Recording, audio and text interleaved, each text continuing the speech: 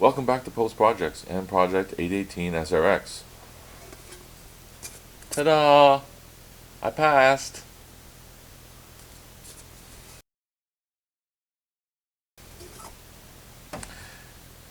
As you can imagine from the title, it was a little bittersweet. So, the short version is I did all my changes, went back, he was happy with all the changes I made, signed the papers, and I drove it home. But the day was far more eventful. First, let's look at what I had to do to pass the inspection. So I installed my brake differential switch. Now instead of doing it in line, I actually just put a T in line with the brake lines and put bleeders on the opposite end of the differential switch, which was really neat for installing because that meant I could just bleed it right there. That's now the highest point in the braking system, and I have a bleeder just outside the master cylinder. And that way the proportioning side of it isn't a factor. I'm still operating the brakes normally. There's just, I put a T in there, so now that switch is now measuring if the pressure is equal on both sides, then the light stays off. If the pressure is unequal, then the light comes on and lets me know. I did mention in the last one that I was going to use that battery light. Well, turns out I needed that light. That's my diode that I need for the alternator to regulate its voltage. Once I unplugged that, then next time I started it up, it was at like 15, 16 volts. I'm like, what the hell's happening? What's going on? I looked at my old logs. They were all perfect at whatever. I don't even remember. 13.5, 14.1, I don't know, something in that range. Whatever it was always consistent. So then I figured out it was the lights. As soon as I hooked the light back up, voltage went back to normal. So I didn't use that light. I left that one on.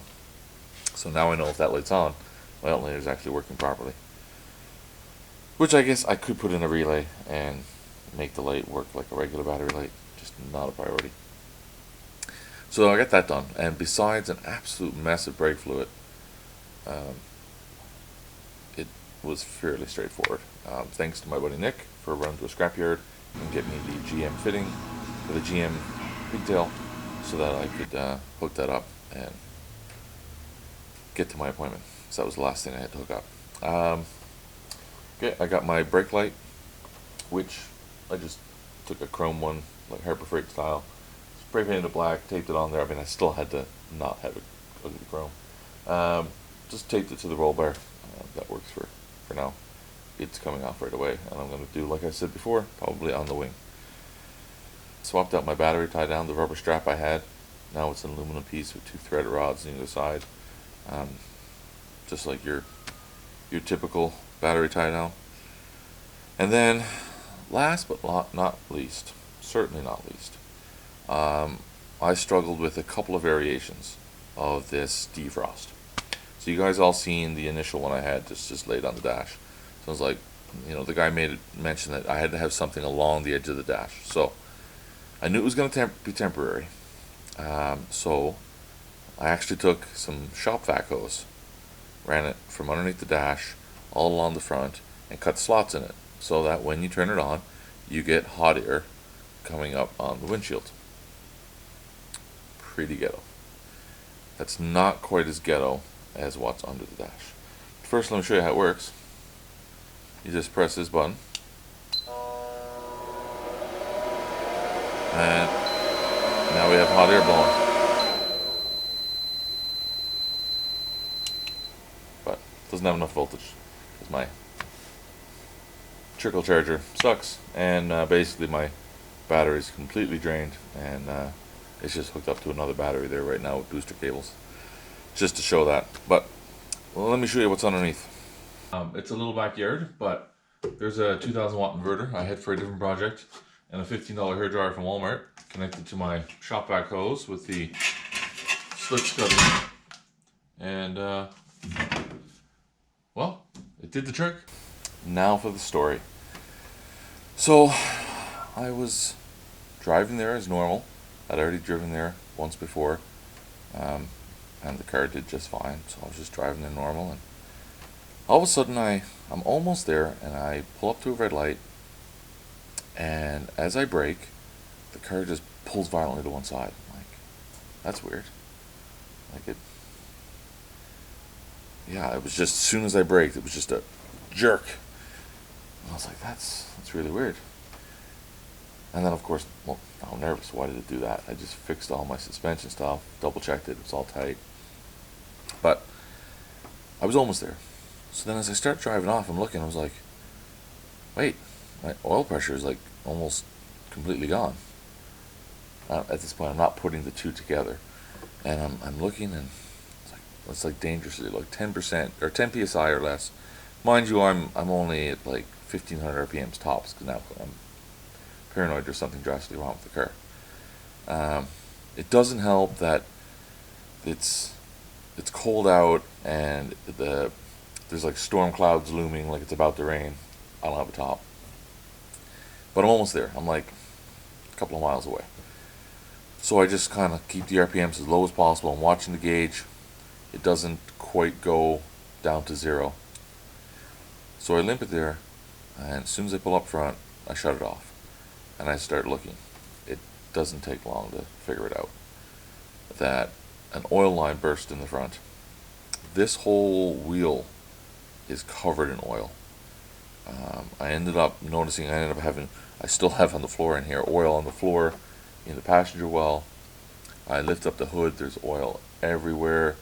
I don't know where all this, like, there's so much oil. I mean, I realize the car takes a lot of oil, but there's so much oil, and it's just dripping down all over the road. And I go in to see the mechanic. Mechanic comes out, and he's like, and it's just starting to rain. He's like, well, let's get it in the shop. So we push it around back, and we get it in the shop. We lift it up, the hood again. We're looking at it, and I'm, of course, just freaking out now. I mean, like, there's no way I'm going to pass the inspection. I just dumped, better part of 10 liters of oil all over the ground, or all over the road. Who knows where it actually burst, or the trail. But that's why the tire slid. The tire was covered in oil, so when I slid on the brake, it only braked on that side and not this side, so it pulled. It's starting to make sense now. So I'm looking at just oil everywhere, and I'm just thinking all the worst things. Like, the motor's fucked, and I'm not going to pass my inspection. At this point, it's getting later in October, and I was like, by the time I get this fixed, there's no way I'm getting it passed this year. It's another year I don't get it on the road. It was, the worst day ever you can imagine, right?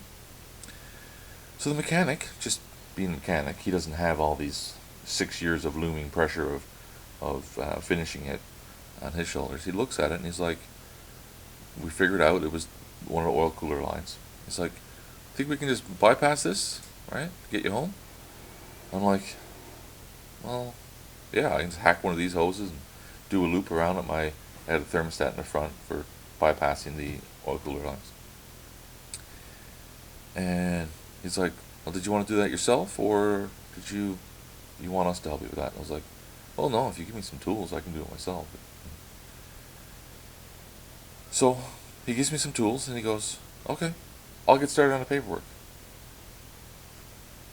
What? So he goes and gets started on the paperwork. At this point, I'm just confused. I'm not sure what's going on here. And I fix the line, and I use a ridiculous amount of shop towels and soak up all the oil everywhere I can, so it all looked pretty clean. Took some oil from them. The dipstick was like, there was nothing in the pan, so it definitely ran low on oil. So I put some oil in it, fixed it, fired it up, had good oil pressure. Now my oil coolers were bypassed at this point, but like I said, it was a cold day. So he comes out with my paper signed, and I pay my bill, and all the fixes that he asked for were done. He said he kind of had to joke when he checked the box, no oil leaks, but I really appreciate that. He said, well, looking at the rest of the quality build, obviously you're going home to fix this properly, and it's not going to be an issue in the future. And I already told him that I was going to upgrade the lines, because they had this style of line. It's just the push barb ones. I'll show you when I change them on another video. But basically, he knew that it was going to get fixed right. And So he had zero concerns over the oil line, and everything else that he needed fixed was fixed. So he signed the papers, and I got my sticker. So she's now insured and registered and legit to drive on the road. It's still winter out, so I'm not going to drive it on the road. And there's still oil everywhere. My oil coolers are still bypassed, but it was good. The drive home was nerve-wracking. I decided to take the highway instead of the streets, because there was overpasses to hide under, because the sky was just black at this point, going to rain, pour anytime. And I was just watching oil pressure and oil temp. Oil temp got to, just as I was getting home, it got to 100 degrees Celsius. But actually went right down on the short, probably 2 kilometer drive from the highway to my house at lower speeds. It dropped back down to the 80s without the oil coolers. So I don't think that was any dangerous. The pressure was good the whole time. And then I parked it, and it's been parked ever since. Yeah, so that's where I'm at. Yay! I can drive it. I could literally probably clean the oil up at my feet right now and take it for a drive right now if it wasn't so cold out. But that's not the plan. I've got lots of upgrades. I'll get into them pretty soon here. The next video is going to be the final body mods before the body comes off. The body's going to come off. I'll do my upgrades. And then I'm going to wrap the body and put it back on. And I'm hoping that happens in a much faster pace than the rest of the build. But we'll see. Sorry this video wasn't very exciting, but for those of you who watched it to the end, I appreciate it. Thanks for following along with this build. This was a huge milestone, a hard day, and a wave of emotions, from excited to terrified to, disappointed, all in one. And when I got home at the end of the day, I was just exhausted, just spent from going through that. So hopefully the next time I drive it, it's just going to be fun, and I can't wait. And hopefully that's not too long. I might actually drive it without the body, just up and down the road, once I get all my upgrades in it, just because I'm going to be eager, and I anticipate by that point it'll be a little warm enough out. And then we'll slap the body on her, and I can start showing her off to people if we're allowed out of our houses by then. So, once again, thanks for following along. Like, subscribe. As always, I welcome your comments. Peace. Next time on Pope's Projects, I wear a red shirt and point at a list, strap a camera to my head and walk around aimlessly, and get a haircut and point at something else.